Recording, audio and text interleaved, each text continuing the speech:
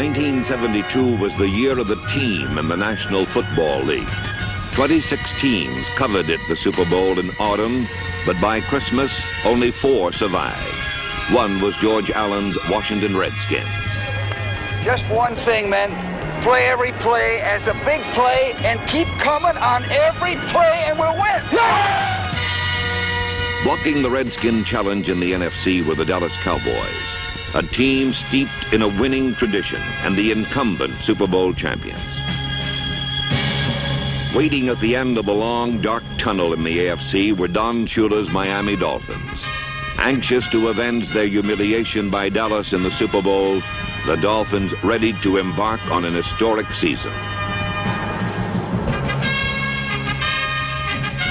After 40 years of waiting, the ugly duckling Pittsburgh Steelers realized a beautiful dream. It's down to one big play, 4th down and 10 yards to go.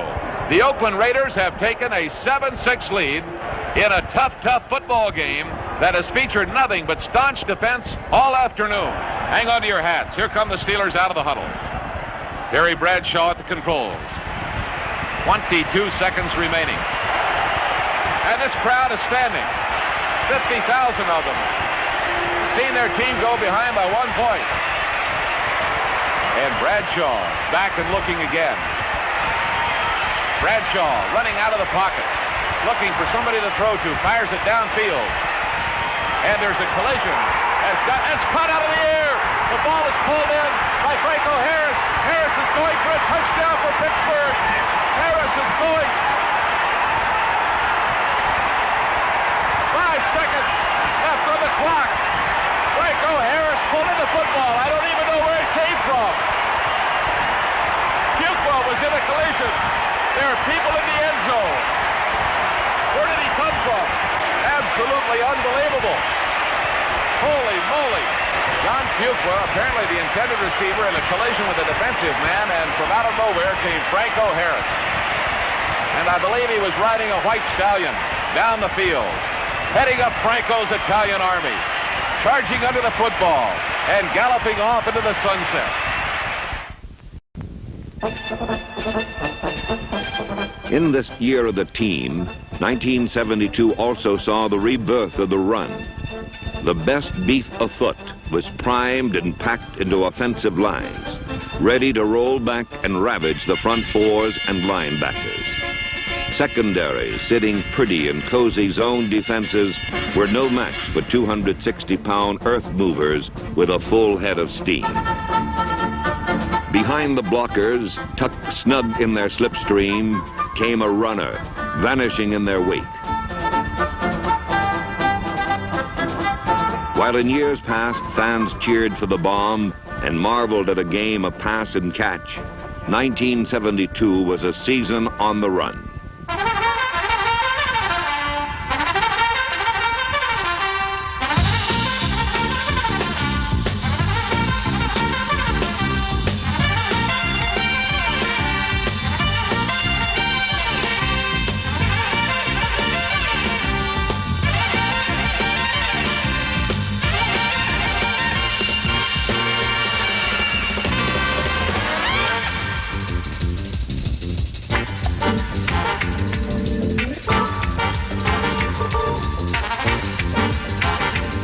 Sometimes the quickest path to 6 points was a graceful leap or a desperation dive. Sometimes it simply took a lowered helmet and knocking heads. 1972 was a physical year. Prizes were rewarded not on grace, but on muscle.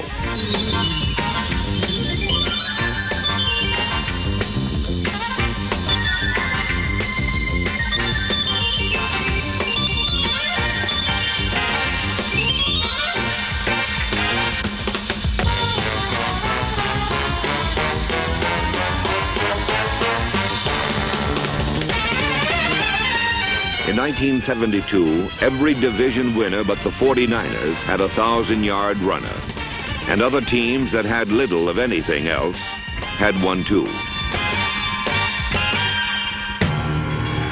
In Buffalo, O.J. Simpson's Heisman Trophy finally found wings, And behind a makeshift line, he ran for more yards than anyone else in the NFL.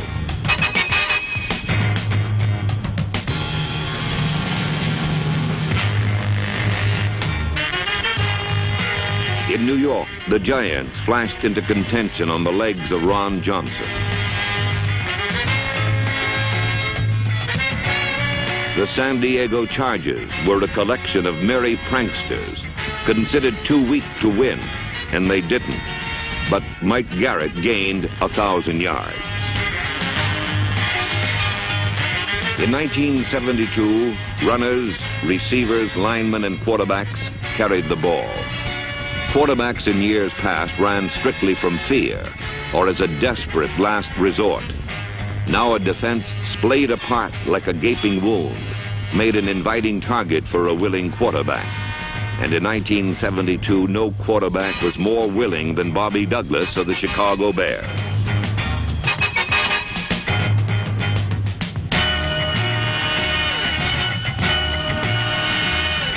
Douglas parlayed his size, strength, speed, and straight arm into an incredible 968 yards rushing. His many doubters claimed that he was more of a running back than a quarterback. But in the Bears' season of need, Bobby Douglas was the answer to his coach's dream.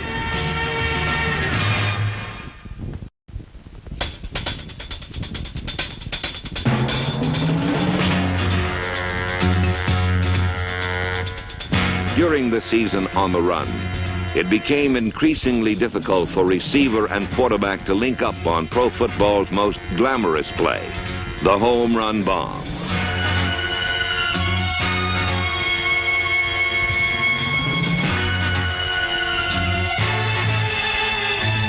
The evolution of varied and sophisticated zone defenses constricted and choked off the long pass.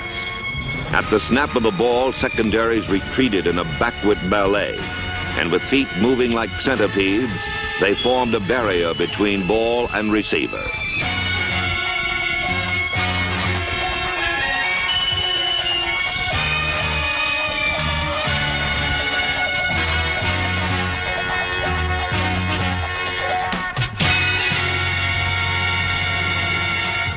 To penetrate this web, quarterbacks relied on their receivers' native skills.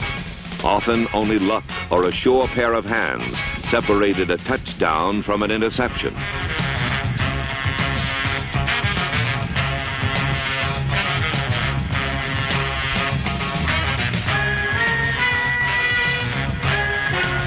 The prime zone breaker in 1972 was a big, tough tight end who infiltrated the dead areas of the zone and snatched away a ball up for grabs.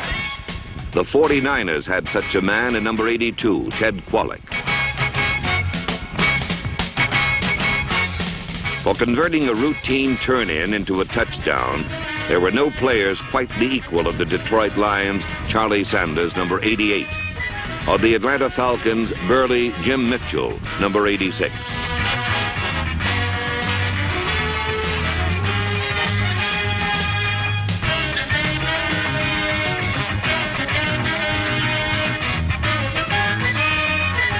In a year when zones turned many quarterbacks timid, one man defied them. Joe Namath rolled back on creaky knees and still cranked out beautiful bombs with beautiful bounces.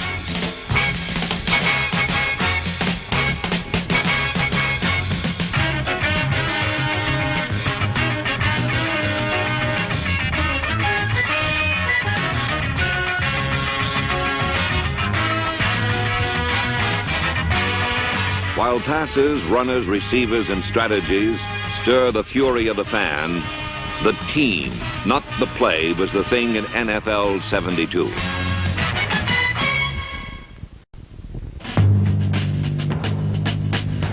"26 teams started in quest of the Super Bowl trophy. Many teams, with little expectations, stumbled quickly, while others saw their high hopes shattered by reality.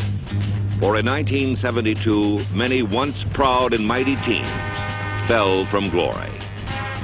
Quarterback Roman Gabriel suffered a season in pain, and with their right arm severed, the Rams season withered away. The rich traditions of the Baltimore Colts lay bowed and beaten by age, and serious contention collapsed in furious retreat.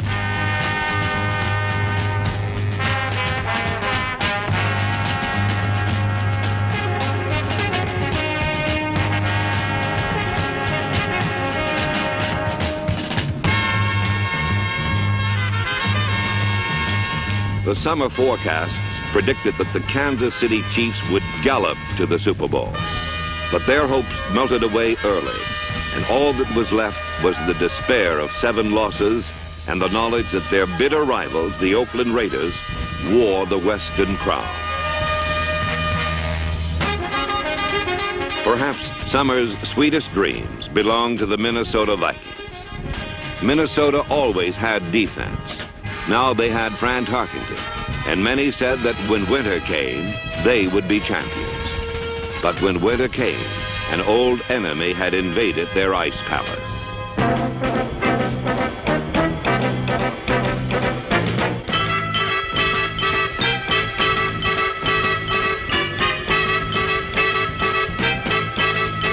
After years of slumber, the Green Bay Packers awoke to claim another championship. The Packers' rebirth hinged on 2 age-old strengths: an awesome defense that pulverized quarterbacks, and a basic offense that ground down an opponent's will.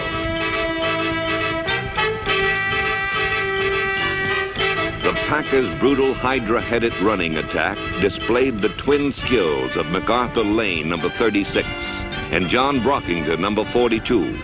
On their heels, Green Bay steamed to another championship.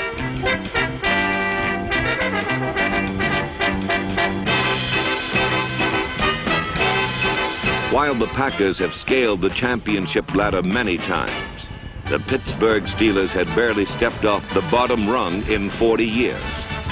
But in 1972, diminishing legions of Steeler fans became armies, and their general was a 21-year-old rookie running back named Franco Harris. Harris rushed for over 1,000 yards and tied Jimmy Brown's coveted record of gaining over 100 yards in 6 consecutive games. With Harris as their catalyst, the Steelers were crowned champions of the AFC's Central Division.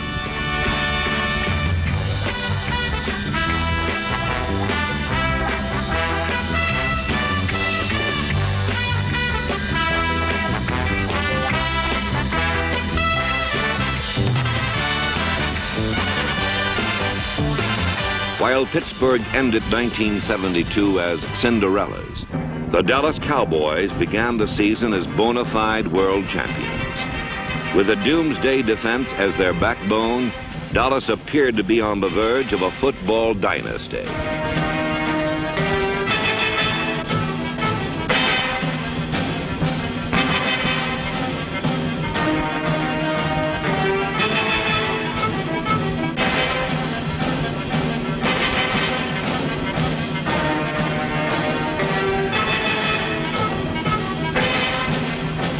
Although Doomsday crunched and crushed, Dallas failed to win the East for the first time in 6 years.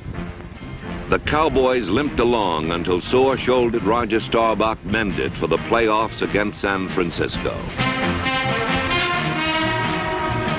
With Dallas trailing 28-13 in the third quarter, Staubach's entrance heralded a stunning reversal of fortunes. Roger shook off a season's worth of rust and generaled Dallas to a field goal and a touchdown that cut the lead to 28-23.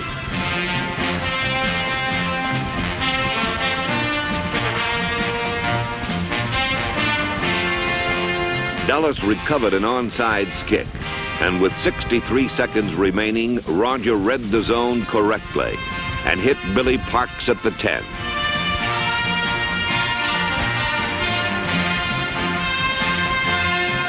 With 56 seconds left, Staubach struck Ron Sellers dead in the hands with a winning touchdown.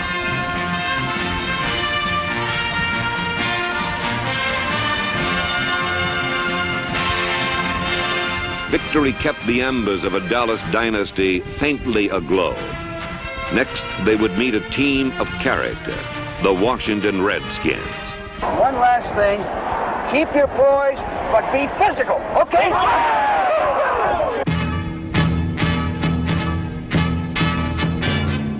The heartbeat of the Redskins thundered under jersey number 43.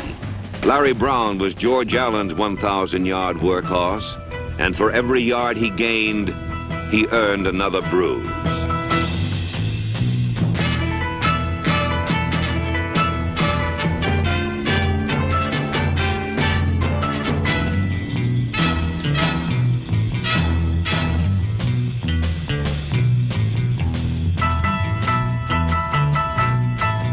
Just remember this, 40 men together can't lose, okay?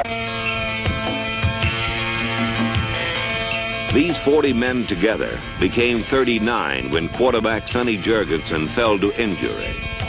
In his place stood indomitable Billy Kilmer, who refused to let his team fall apart.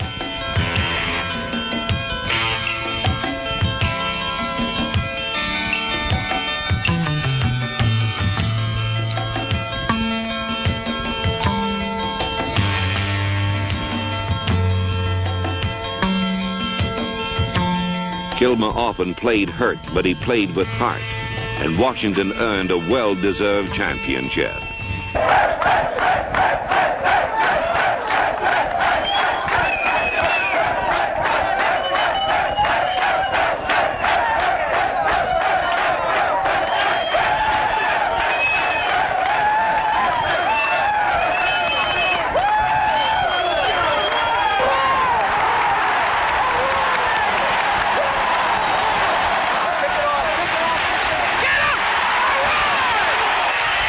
The Redskins faced the Cowboys for the NFC Championship. Men of character against men of the computer. A sweet day for Billy Kilmer. A bitter one for Tom Landry in Dallas.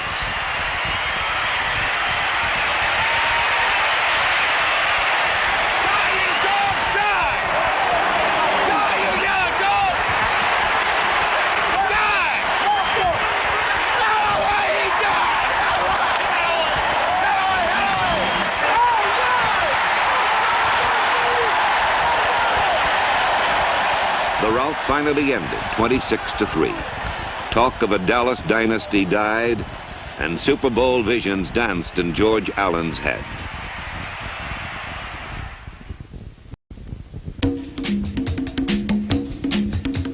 The AFC spawned the powerful Dolphins, a team idolized by Miami fans, a team who sought a perfect season.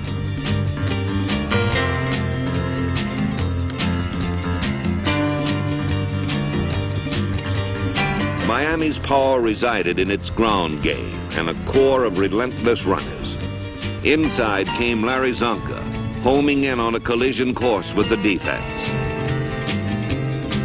Complementing Csonka outside was the flat-out speed of Mercury Morris. Csonka and Morris, Mr. Inside and Mr. Outside, 2 1,000-yard runners in the same backfield. The accomplishments of the undefeated Dolphins were revered at home, but belittled on the road, even though they easily whipped the Kansas City Chiefs on opening day and rallied to defeat the Minnesota Vikings. Still, sports writers ridiculed their soft schedule, but while they whined, the Dolphins kept on winning.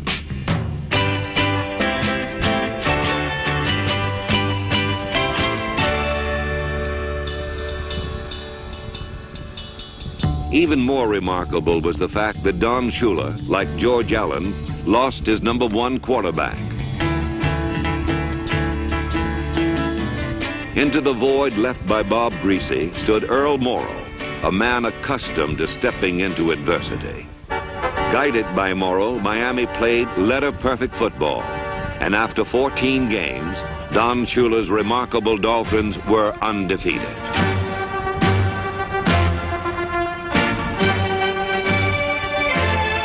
In the playoffs, Miami showed a champion's mettle by coming from behind to defeat both the Cleveland Browns and the Pittsburgh Steelers.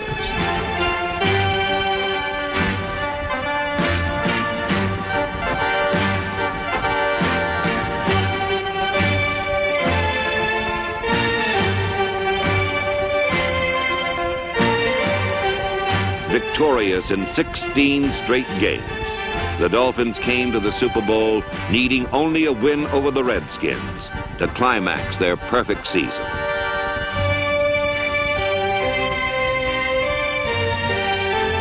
The Dolphins' no-name defense manhandled Larry Brown and snuffed out the Redskins' victory spark.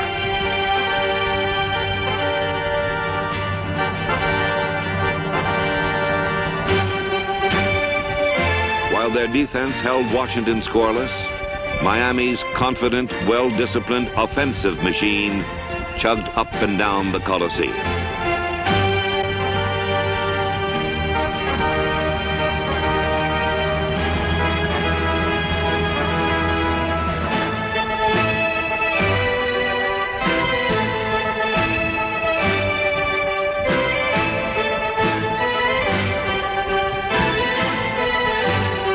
The Redskins' duel in the sun with the Dolphins ended in defeat, and they became the 17th notch in Miami's gun belt.